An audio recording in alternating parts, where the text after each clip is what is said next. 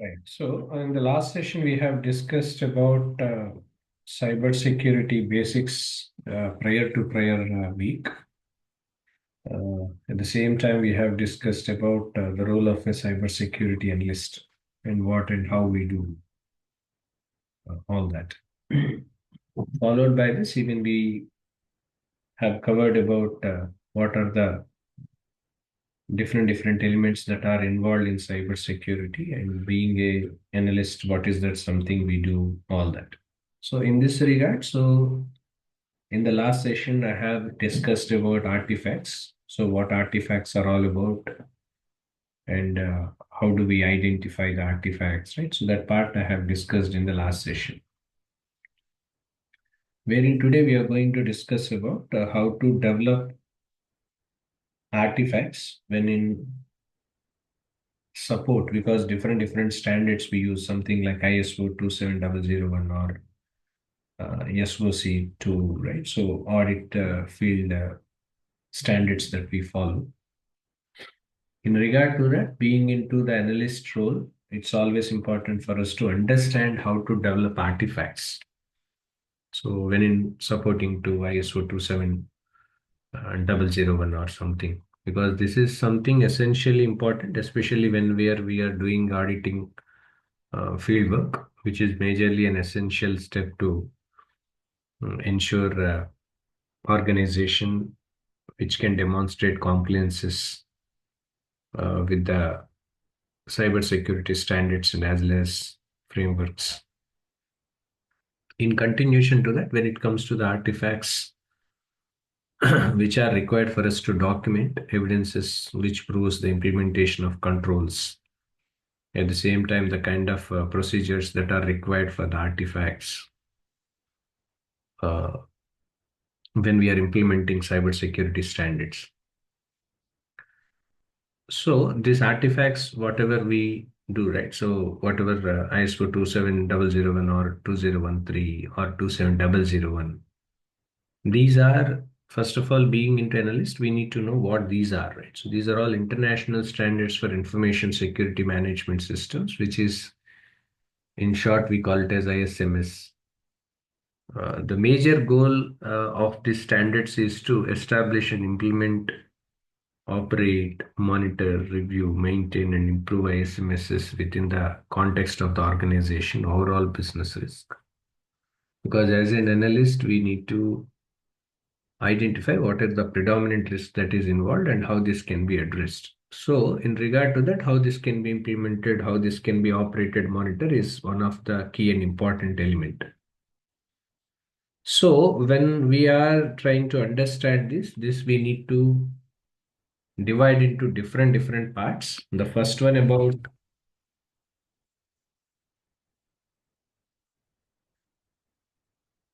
yeah, the first one about ISMS, right? So which is called Information Security Management System. This is what we call it as uh, ISMS policies, because the kind of document format we follow, which majorly outlines the organizational approach by managing information security risks.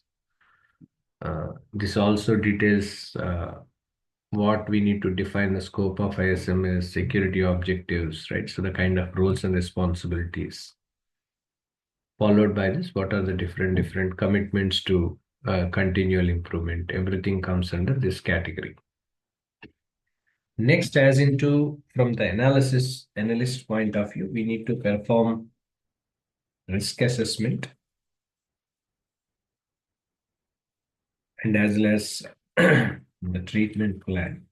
Right. So risk assessment and treatment plan is also something. Whatever the documentation of risk assessment reports or risk treatment plans do we have, which includes all the identification of information security risk, the kind of assessment of what are the likelihood of impact and as well as identification of risk treatment options. Either it can be mitigation or transfer, acceptance or avoidances and all that. Why is this required? Because this is to develop by the technical team, wherein by performing risk assessment using different tools now and then, right? So we are using NIST or Octave, right? So different tools now and then we are using, which majorly useful for us to identify the risk and as well as developing the treatment plans, which majorly addresses how this risk can be mitigated, all that. The third one about statement of applicability.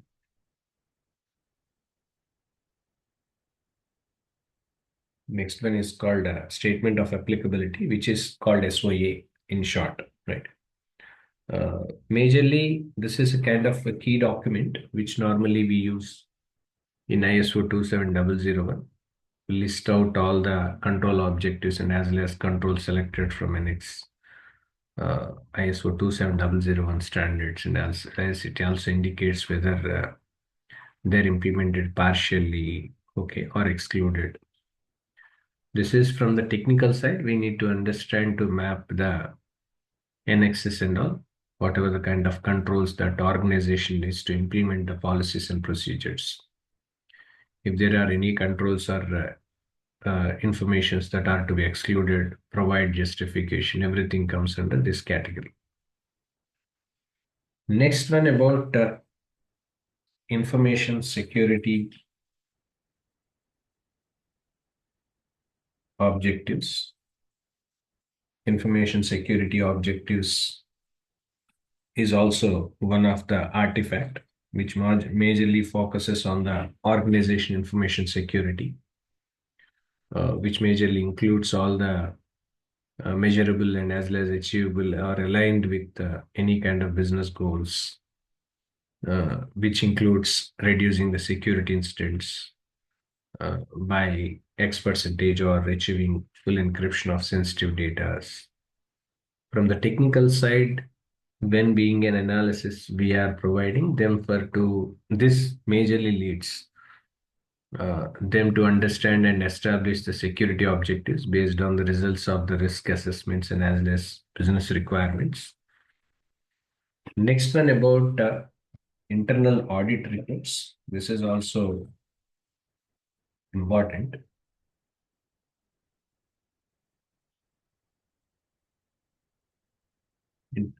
Internal audit reports are also important because these are the reports which majorly of ISMS, because these must be demonstrated uh, regularly with whatever the compliance standards like ISO 27001 requirements. From the developmental perspective, wherein by conducting some internal audits or ISMS documents, those are the findings, corrective action taken, everything will be involved in it. Last but not least, we call it as management review.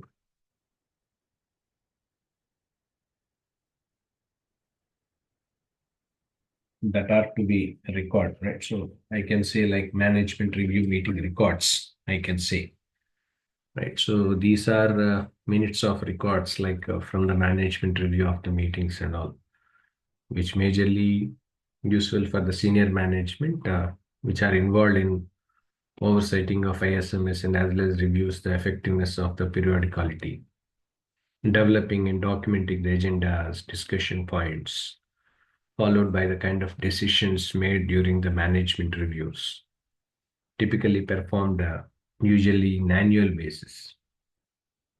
So these are the major areas we want to understand as far as the artifacts itself is concerned, being into the role of an analyst. So when you are trying to understand these artifacts, either it can be as in when I stated now, right? So either it can be an information security management system, or it can be risk assessment treatment plans, or it can be of statement of applicability, or it can be an information security objectives, or it can be internal audit reports, or it can be management review meeting records, all that. Of course, there were many other areas as an analyst we normally work upon. Depends on the kind of role that we are playing, depends on the activities that are to be performed based out of the experience that we carry. There were some other areas also, like wherein we need to control implementation procedures, artifact documentations. At the same time, we need to identify the incident responses plans, artifacts we need to create, or employee awareness training records. There are many other things apart, which from the cyber security analyst point of view, when we are trying to work upon, these are all something which we must be good and familiar with. This is all about the artifacts from the cyber security analyst point of view is something which we need to know. Tomorrow, I'm going to discuss about uh, what are the multiple artifacts, something like security policy procedures, artifacts, and all that part I'm going to discuss in tomorrow's session.